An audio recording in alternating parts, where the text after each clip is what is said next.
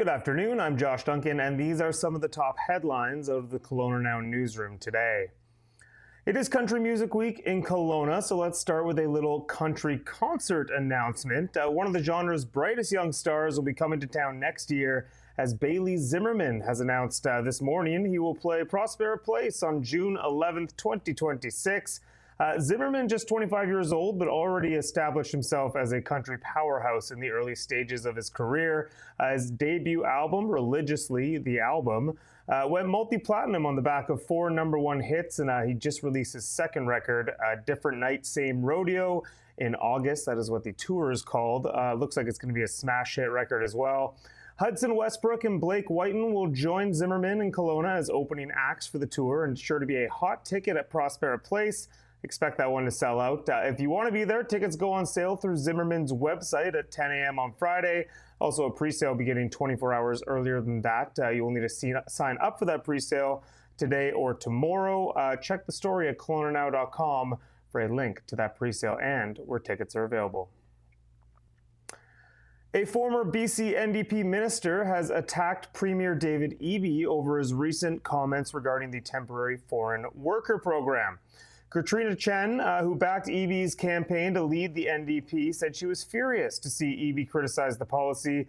The premier said last week he wanted the temporary foreign worker program abolished or replaced because it's a race to the bottom, he said. Chen said this kind of thing happens all the time, where government underfunds services, then points fingers at immigrants through flawed policies the government created. She claimed it fuels bias and discrimination. Chen, who moved to BC from Taiwan as a teenager, added that BC's strength comes from its diversity and the province needs to keep that. Eby last week said that we can't have an immigration system that fills up our homeless shelters and food banks while outpacing our ability to build schools and housing. His remarks came one day after Pierre Poilievre called for the program to be abolished as well and replaced with a new temporary worker program solely for agriculture.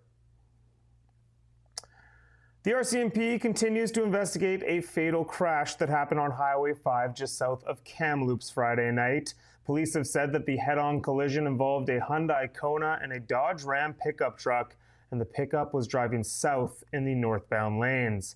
2 women, aged 36 and 27, died in the collision, while 3 others were seriously injured.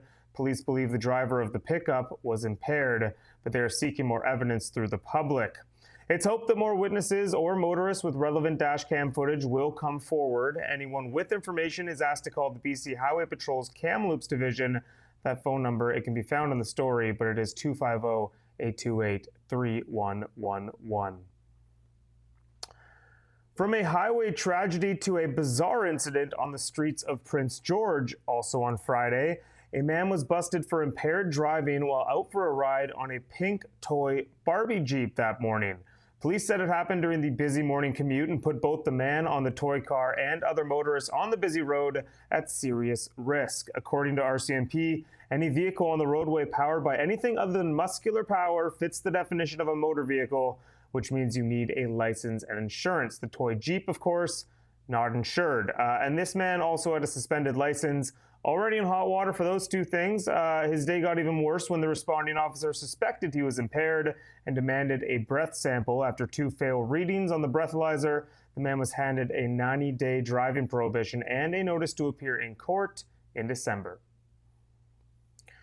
Wrapping up in sports with some great news from the sand, as a pair of KSS volleyball alumni have returned home from the Volleyball Canada University Beach National Championship with the top prize. Ryan Ibbotson and Walker Sodero, the Kelowna grads who are now Thompson River University students and were representing the Kamloops school in the competition, they went undefeated through the event to win it all. They won all 3 round-robin matches, then followed it up with knockout round wins over the University of Fraser Valley and University of Guelph. In the final, they kept it rolling with an impressive win over the duo from the University of Waterloo. Surely a fantastic way to wrap up the summer for Ibbotson and Sodero, who will now rejoin their TRU teammates as they prepare for the upcoming collegiate court season.